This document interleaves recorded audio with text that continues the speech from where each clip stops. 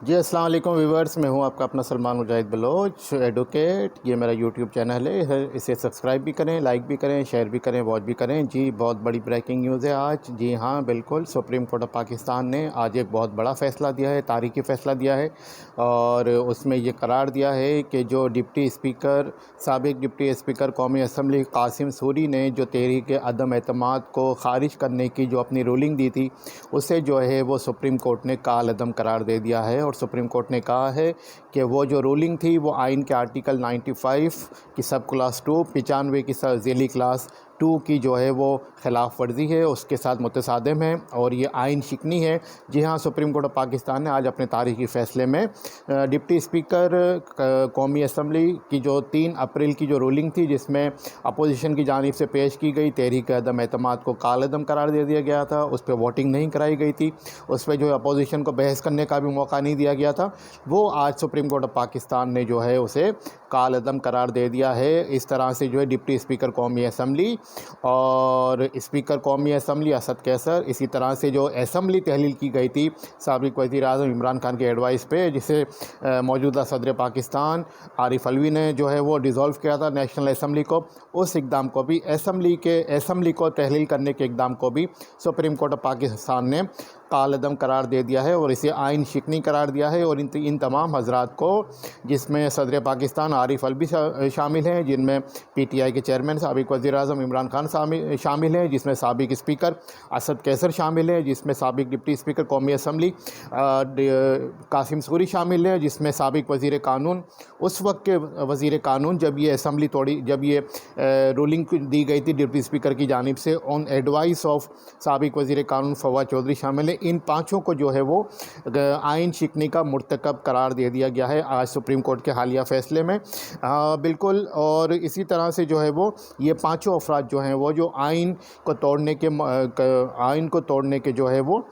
مرتکب قرار پائے ہیں سپریم کورٹ کے فیصلے کے مطابق۔ انہوں نے یہ پلی لی تھی سپریم کورٹ میں کہ جو آئین کا آرٹیکل 69، جس میں یہ بات واضح ہے کہ جو اسمبلی کے اندر کی جو کارروائی ہوگی یا جس میں اس کی جو irregularities ہوگی یا اس میں جو کوئی تضادات ہوں گے، انہیں جو ہے وہ چیلنج نہیں کیا جا سکتا کسی بھی فورم پہ یا کسی بھی کورٹ آف لاء میں۔ لیکن سپریم کورٹ نے اپنے فیصلے میں یہ قرار دیا ہے کہ یہ جو معاملہ ہے، جو رولنگ دینے کا ڈپٹی اسپیکر قاسم سوری کی جانب سے جو تحریک عدم اعتماد کو پیش نہیں ہونے دیا گیا، اس پہ ووٹنگ نہیں کرائی گئی، یہ جو ہے وہ آئین کا معاملہ ہے۔ یہ 69 آئین کے آرٹیکل 69 میں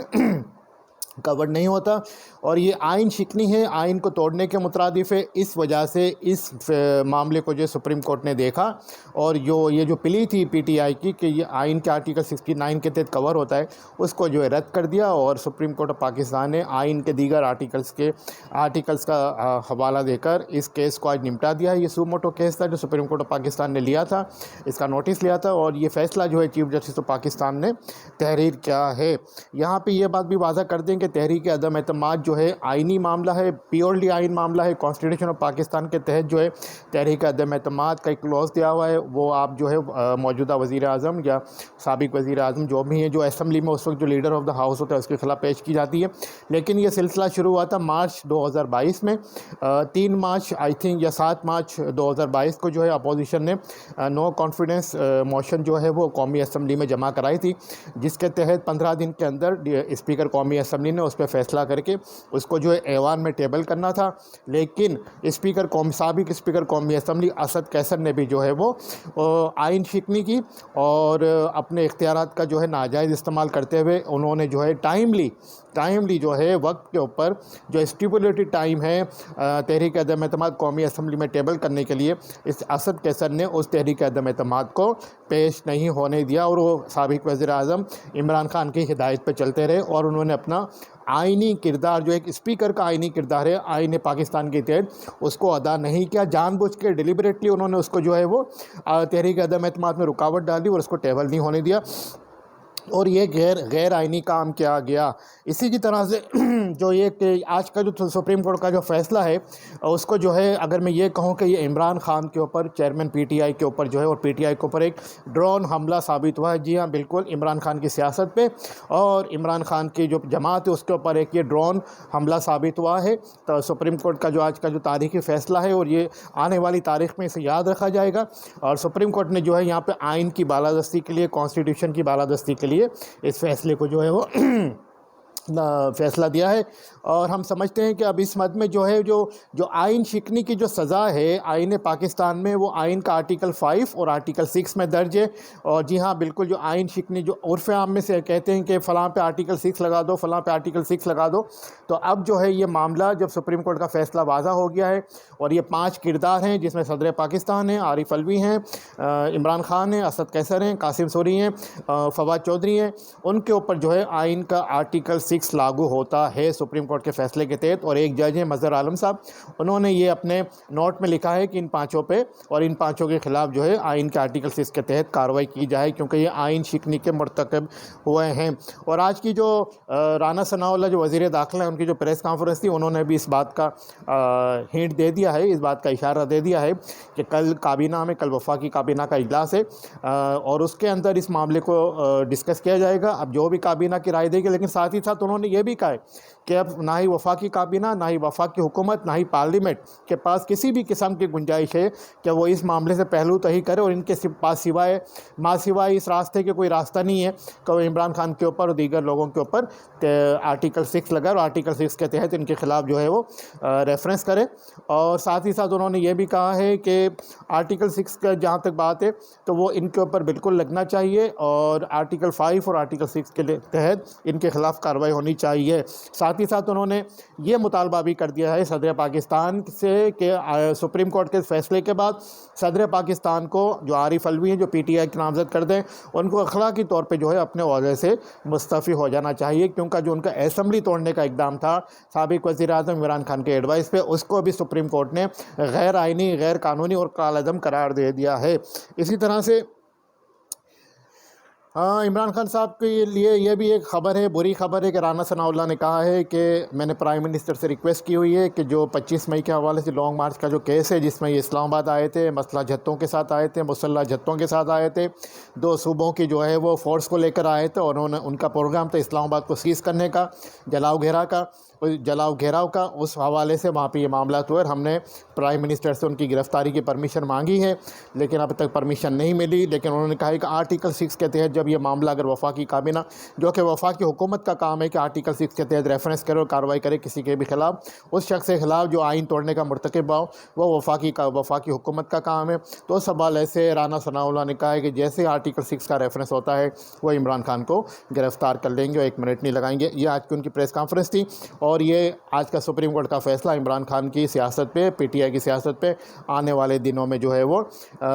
بڑے دور رس نتائج مرتب کرے گا۔ اسی طرح سے جو سائفر کے حوالے سے جو معاملہ تھا، جو سائفر جس کا ایک مراسلہ کا ذکر عمران خان صاحب اکثر کرتے رہے ہیں، آج بھی کر رہے ہیں، کہ یہ سائفر آیا تھا، اور اس کے تحت جو ہے یہ بات واضح ہو گئی کہ ان کی حکومت کے خلاف سازش کی گئی، بین الاقوامی سازش کی گئی، اور اس ملک کے بھی لوگ ان کے ساتھ ملے، جن کو وہ عرف عام میں میر صادق، میر جعفر کہتے ہیں، ان کو نیوٹرل بھی کہتے ہیں، آج کل ان کو ایکس وائی، ان کو مسٹر وائی اور مسٹر ایکس کہتے ہیں۔ تو یہ بھی سپریم کورٹ کے فیصلے میں آ گیا ہے کہ سائفر کا جو ذکر ہے وہ یہ ہے کہ 7 مارچ کو سائفر انہیں مل گیا تھا، لیکن سائفر موجودہ سابق حکومت نے، سابق وزیر اعظم نے اس کو چھپا کے رکھا، اور اس کو جو ہے وہ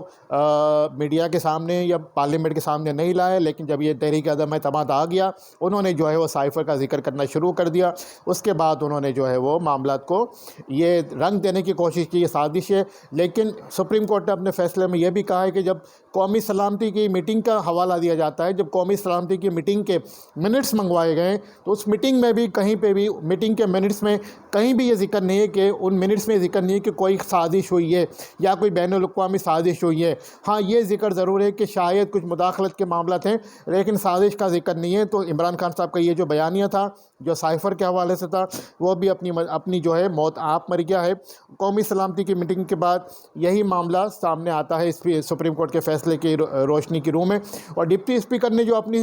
رولنگ کے حوالے سے ایک تفصیلی جو ایک رولنگ جو انہوں نے جاری کی ہے اس میں بھی انہوں نے یہ مانا ہے کہ ان کے سامنے سازش کے حوالے سے پوری طرح سے ثبوت نہیں رکھے گئے. یہ بات بھی سپریم کورٹ اپنے فیصلے میں لکھی ہے. اور ایک ابھی حالیہ دنوں ایک نیکسس بنتا ہے کہ حالیہ دنوں جو عمران خان صاحب کی اہلیہ بشرا بی بی کی ایک آڈیو بھی سامنے آئی تھی جس میں وہ کہہ رہی ہیں کہ مخالفین کو جو ہے وہ غداری کے لیبل کے ساتھ ٹیگ کر دیں. یعنی کہ جو خط کا جو مراسلے کا جو ذکر ہے اس کو بھی کہہ رہے ہیں کہ اس کو بھی جو ہے غداری کے ساتھ ٹیگ کر دیں. تو یہ معاملہ اور جو سائفر کا معاملہ جو سپریم کورٹ کا فیصلہ ہے اس سے یہ بات ثابت ہوتی ہے کہ جان بوجھ کے مراسلے کا ذکر کیا گیا اور غداری کے معاملات کو آگے بڑھانے کی کوشش کی گئی اور یہ کہا گیا کہ ہماری حکومت کو غداروں نے گرا دیا. فواد چودھری صاحب نے آج ایک بڑا ہی انتہائی خطرناک قسم کا بیان دے دیا ہے اور انہوں نے عدلیہ پہ اور پاکستان کے اسٹیبلشمنٹ پہ ڈائریکٹ الزام لگا دیا ہے. انہوں نے کہا ہے کہ یہ جو فیصلہ ہے یہ ہماری اسٹیبلشمنٹ نے کیا ہے, پاکستان کے اسٹیبلشمنٹ کیا ہے, اور انہوں نے یہ ورڈ یوز کیا ہے کہ اسٹیبلشمنٹ کے منہ کو خون لگ گیا ہے. یعنی کہ وہ لوگوں کو مارنا چاہتے ہیں, لوگوں کو خون کر کے لوگوں کا خون پی کے خوش ہوتے ہیں. یہ فواد چودھری نے جو ہے وہ آج اسٹیبلشمنٹ پہ براہ راست الزام لگا دیا ہے